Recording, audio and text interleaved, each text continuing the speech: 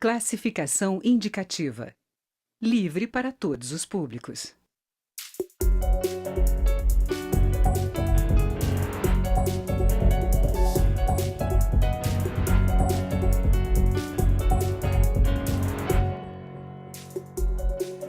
Olá!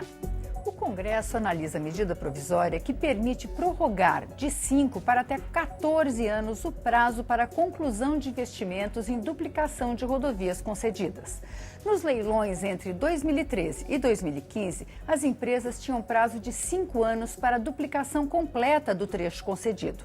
Para compensar o benefício, as empresas terão de baixar o preço do pedágio ou diminuir o prazo da concessão ou combinar as duas medidas. Será que a MP vai resolver as dificuldades que estão sendo enfrentadas pelo setor? Diversas empresas que ganharam trechos em leilões estão devolvendo as estradas sem realizar as obras. Se aderir à proposta atual, a empresa não poderá devolver a concessão no futuro.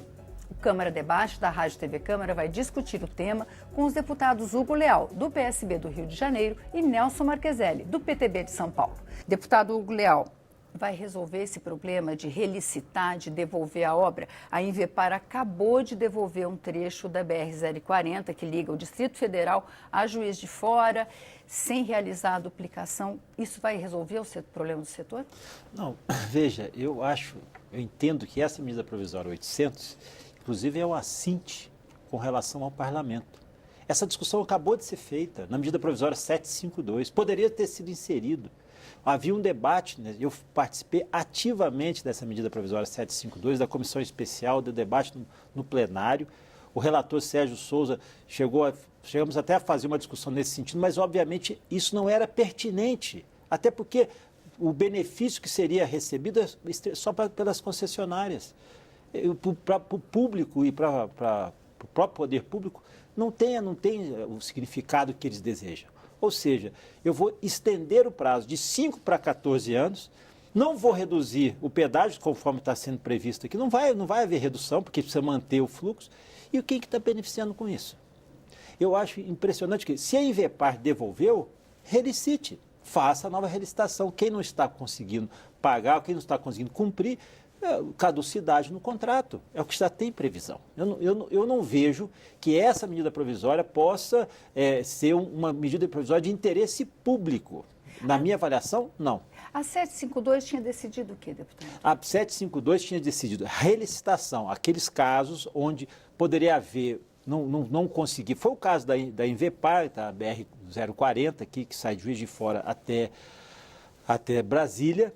E ela não conseguiu fazer os investimentos por uma série de circunstâncias, e uma dessas circunstâncias é a questão do envolvimento de uma das empresas concessionárias do consórcio estar envolvida na questão da Lava Jato, não conseguiu acesso ao crédito, perdeu. Óbvio, então vamos relicitar.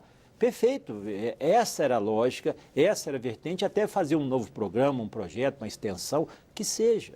Agora, repetir, quer dizer, esse debate já aconteceu na 752. Nós rejeitamos isso aí, não era possível fazer a ampliação do escopo das obras, porque já tinha previsto. Ou seja, quando é para exigir o contrato em favor da concessionária, perfeito, tudo é defensável. Agora, quando é em favor do poder público ou do usuário, pode ser questionável.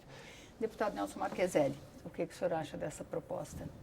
Olha, a medida provisória 800 ela veio com a finalidade de favorecer o consumidor final. Ela tem um endereço certo. O endereço certo é o estado de São Paulo, onde os pedágios estão caríssimos. Um caminhão para sair hoje de Ribeirão Preto até o Porto de Santos gasta 2 vezes mais de pedágio do que com óleo diesel. Então isso não pode continuar dessa forma. E as reformas dos contratos das concessionárias estão feitas com o objetivo de ter um fator maior, favorecer alguns municípios onde tem instalado o pedágio e favorecer o Estado. Os pedágios de São Paulo hoje não arrecadam apenas só para fazer a conservação da estrada. Uma boa porcentagem do contrato fica para os cofres estaduais, para o governador usar onde deve ser usado. O pedágio no estado de São Paulo começou a ser uma fonte de capacitação de recursos para o governo usar em outras áreas. Por isso que a medida provisória 800 vem, e eu concordo com o Hugo, já poderíamos ter evitado isso fazendo na discussão que houve anterior, e o deputado Hugo Leal é um deputado da área, aplicado, trabalha, estuda, sabe. Aliás, ele tem o nome de Leal já, né? É leal com os caminhoneiros do Brasil, certo? Mas devia ser discutido lá. Eu acho que escapou, eles tentaram consertar aqui nessa medida provisória. Porque o objetivo final é esse.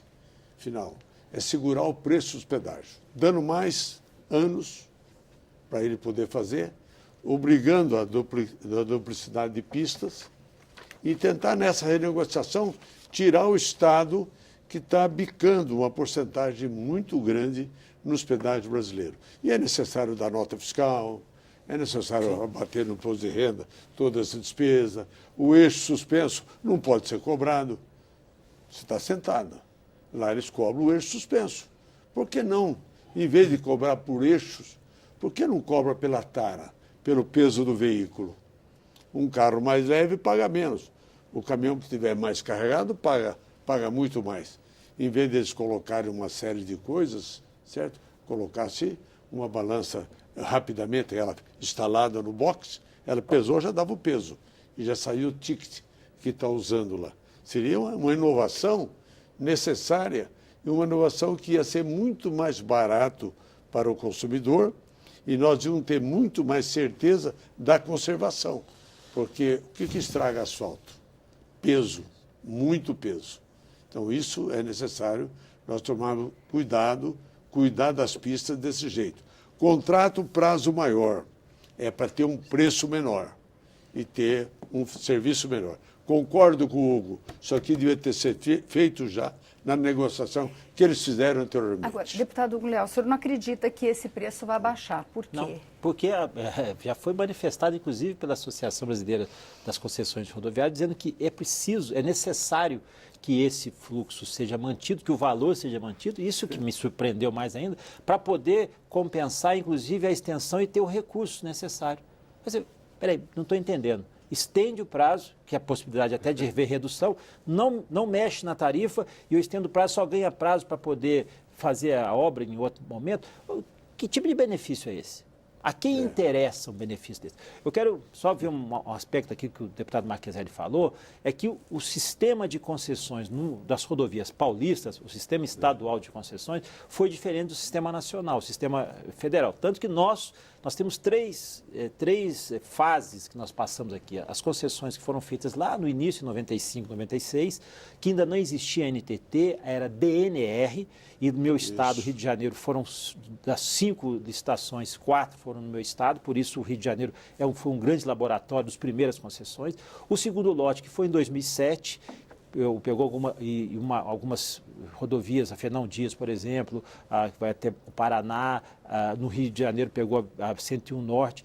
Foi um outro sistema que também hoje está passando por reformulações, mas não chega a ser gritante. Agora, o terceiro lote, que é esse lote que nós estamos discutindo aqui, foi um fracasso.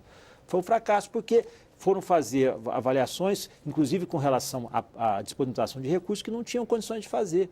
E você veja que dos processos de relicitação, quase totalidade são desse terceiro lote de concessões.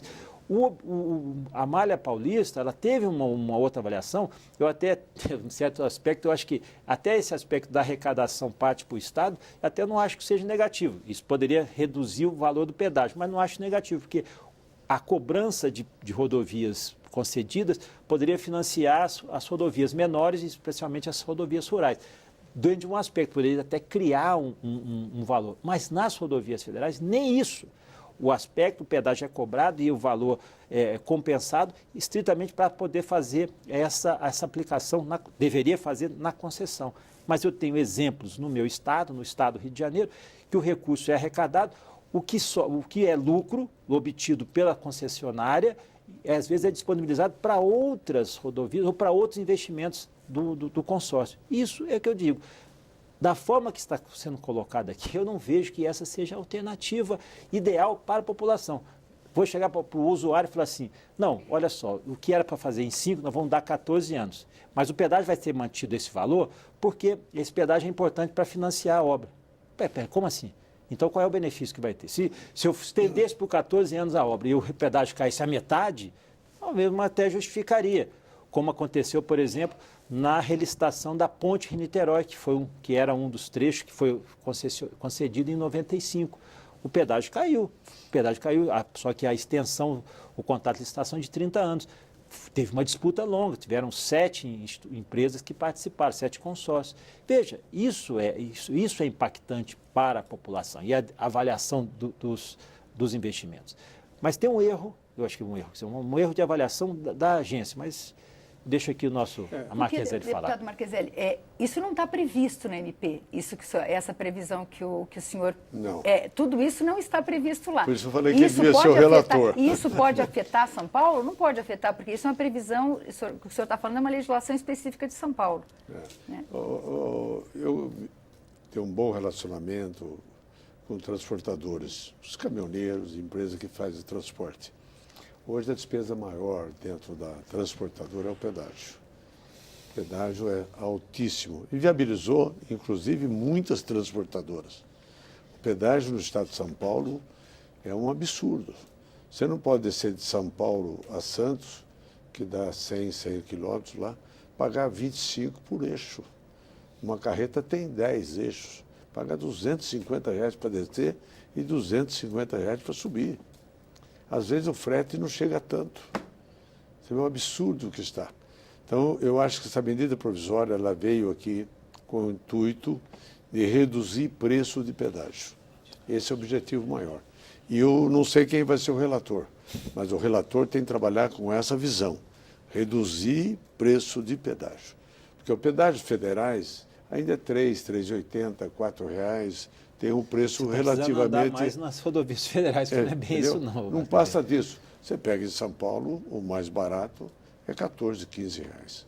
Está muito alto. Eu vou convidar o Marqueselli para ir lá no meu estado, no Rio de Janeiro, que não tem nenhum pedágio abaixo de R$16, R$18. Então já começou a aprender com o paulista. Não, porque essa é uma outra realidade, são contratos antigos também. Os de 2007, nós temos 2 pedágios no meu estado, né, a BR-101 e a 493, tem um pedágio um pouco abaixo de R$10, mas muito próximo também. Foi um pedágio de 2007. Não, mas você tem a rodovia federal que passa em São Paulo, a BR-116, é R$3,80, R$4. É a Fernão Dias, se não me engano, Fernão Dias também é mais barato. É um pedágio não muito barato, não, mas é mais barato. É mais barato. E a gente volta falando mais de concessões e por que tem esses preços aí daqui a pouquinho.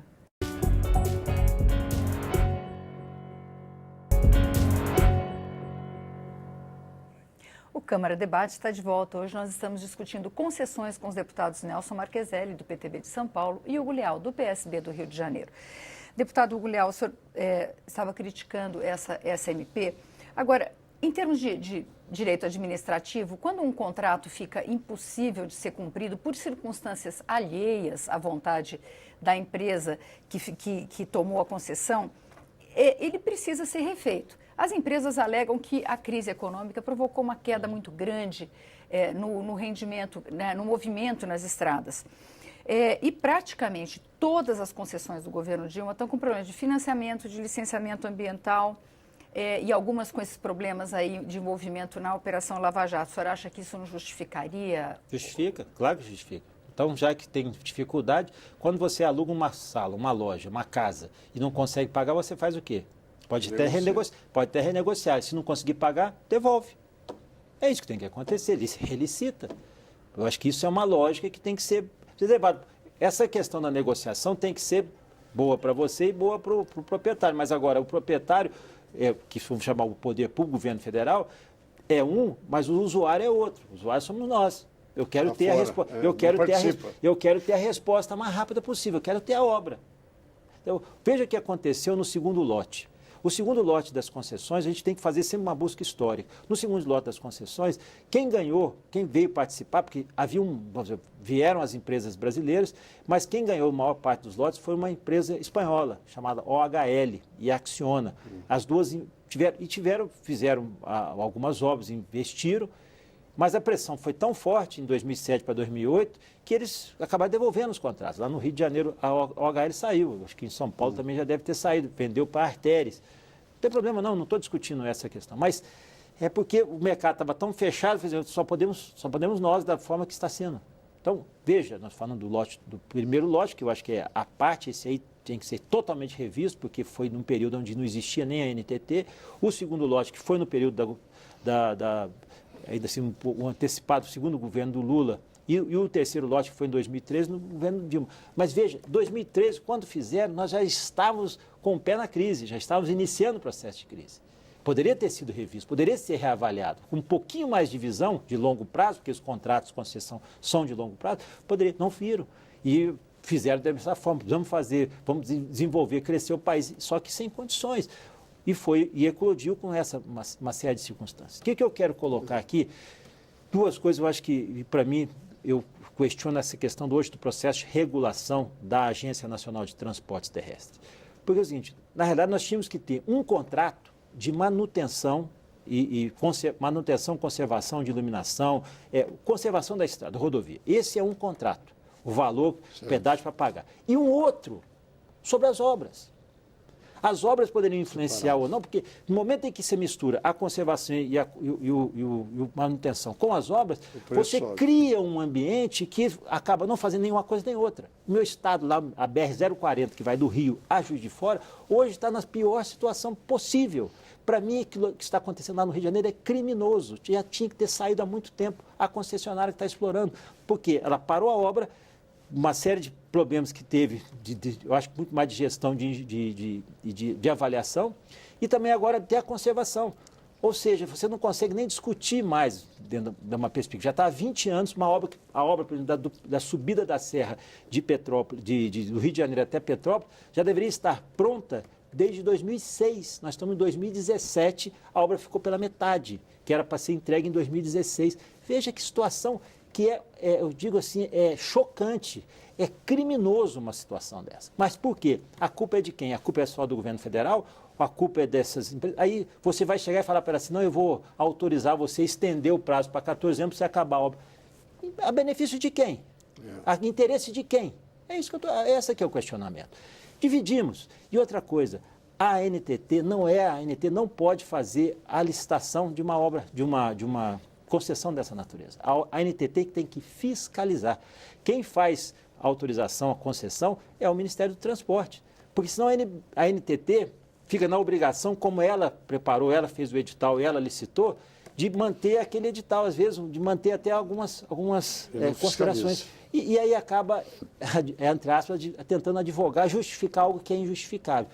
Aconteceu isso, e o terceiro lote, que é esse que nós estamos discutindo agora, de 2013, está nessa situação porque aquela coisa do impulso. Vamos fazer, estamos colhendo esses frutos agora. Deputado Nelson Marqueselli, o senhor acha que esse é o problema dessa MP? Quer dizer, a questão não é prorrogar, é rever os contratos? Não, eu acho que a prorrogação, eu estou com essa NP 800, eu sou favorável a ela.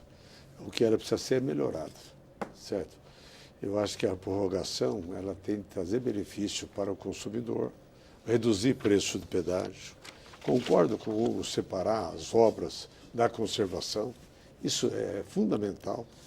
E também a fiscalização. Quem tem de fazer isso aí é o Ministério do Transporte, não o NTT. O NTT fiscaliza, é um órgão fiscalizador, não pode ser contratante e nem fazer a participação nas obras todas. Tem várias coisas erradas nos pedágios do Brasil. Por exemplo, o sem parar. O sem parar devia ser mais barato do que parando, tem uma funcionária para te atender, tal. E o sem parar, você passa direto e acabou. É mais caro que você parando. Você paga mais caro, paga o seu serviço bem mais caro do que parando. Está errado isso aí, certo?